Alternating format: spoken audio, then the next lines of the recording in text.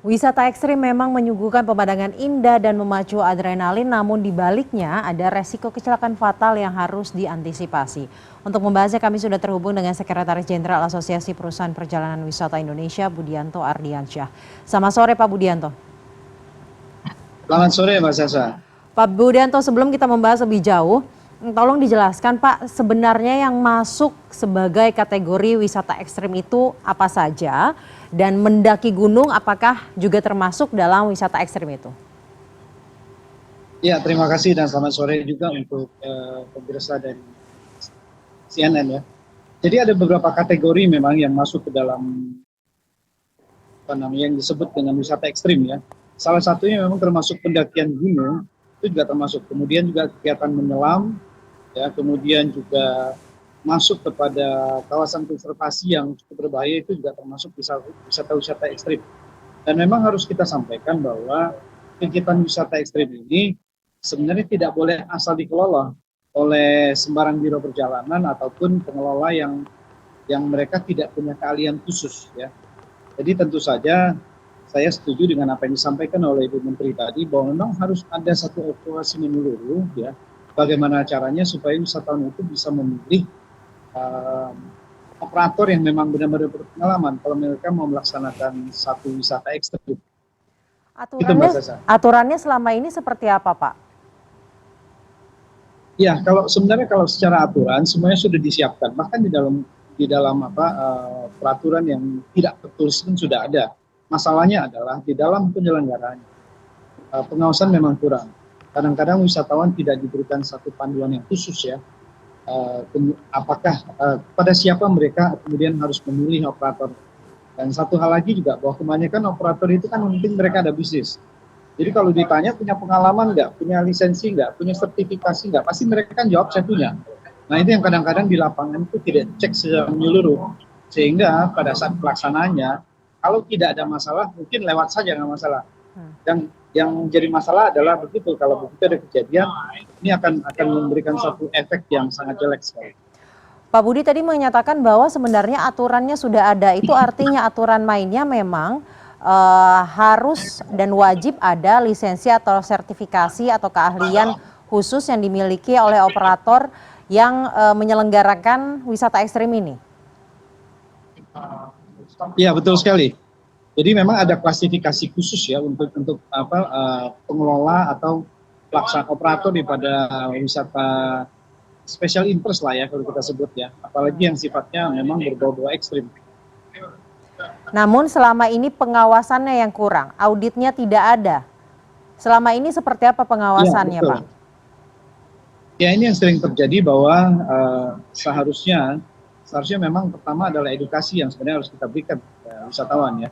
Jadi pada saat mereka memilih wisata-wisata ekstrim, mereka itu harus lebih aware dengan siapa yang mereka pilih, yang mereka jadikan partner, yang mereka jadikan operator untuk melaksanakan kegiatan mereka. Karena ini kan bukan sekedar wisata biasa. Nah edukasi ini yang harus kita sampaikan kepada wisatawan, baik domestik ataupun wisatawan asing, supaya mereka pada saat melakukan kegiatan tersebut, mereka benar-benar harus memilih ya, paling tidak mereka mencek dulu keahlian daripada operator yang mereka pilih. Ya. Jadi jangan sampai operator ini hanya tahu sedikit, ya tapi seolah-olah tahu banyak. Kemudian mereka memberikan pelayanan yang tidak sesuai standar, itu yang jadi masalah. Apakah mudah Pak bagi para wisatawan untuk mengetahui atau mengecek apakah operator yang mereka pilih atau di dalam opsi mereka ini sudah terdaftar atau belum, sudah tersertifikasi atau belum, mudah tidak untuk mengetahuinya? Begitu Mbak, kurang lebih.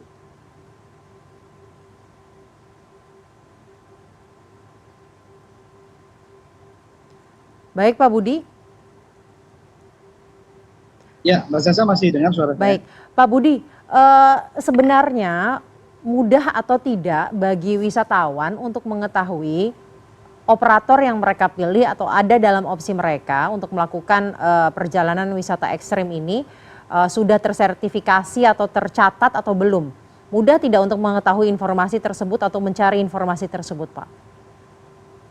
Sebenarnya tidak terlalu susah ya, asal mereka mau meluangkan waktu untuk mencek misalnya sertifikasi yang dimiliki oleh operator ya, atau paling tidak Kalau mereka tidak yakin, mereka bisa minta referensi kepada asosiasi setempat, ya, asosiasi di Indonesia misalnya melalui ASITA atau asosiasi lain, atau bisa juga melalui pemerintah daerah setempat, ya.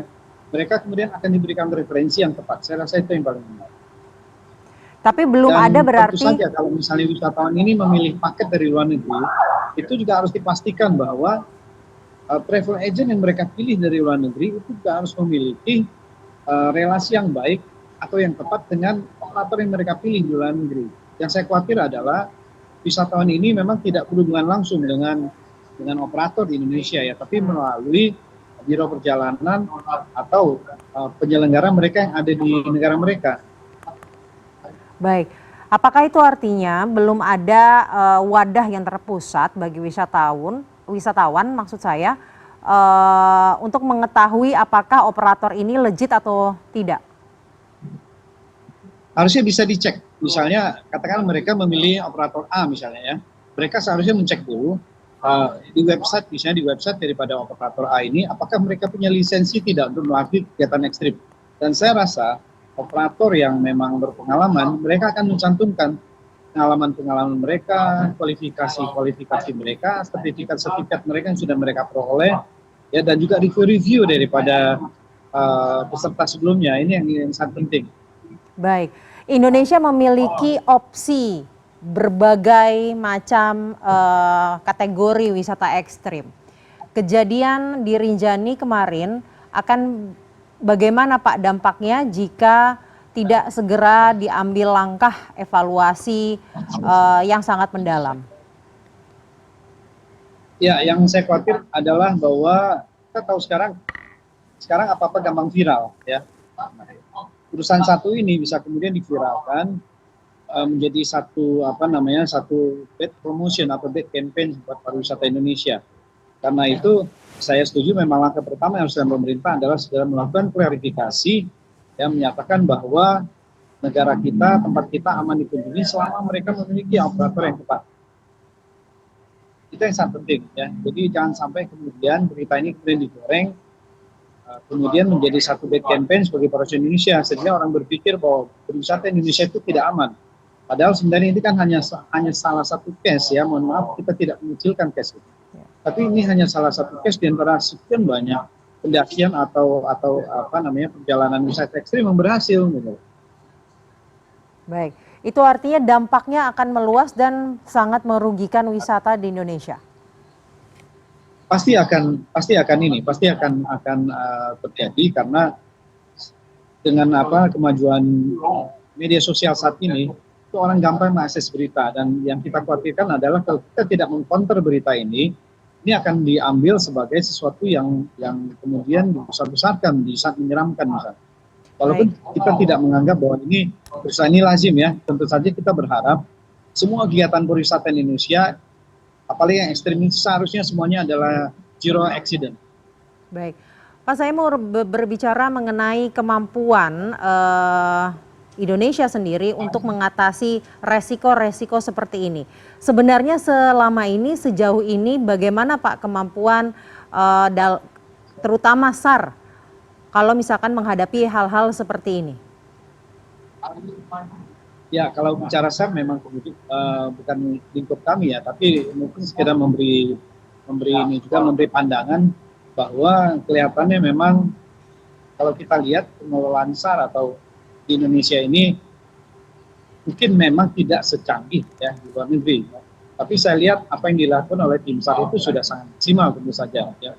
Kalau kemudian katakanlah ada equipment yang kurang dan sebagainya, itu kemudian adalah tugas pemerintah, ya, untuk kemudian melengkapi, ya.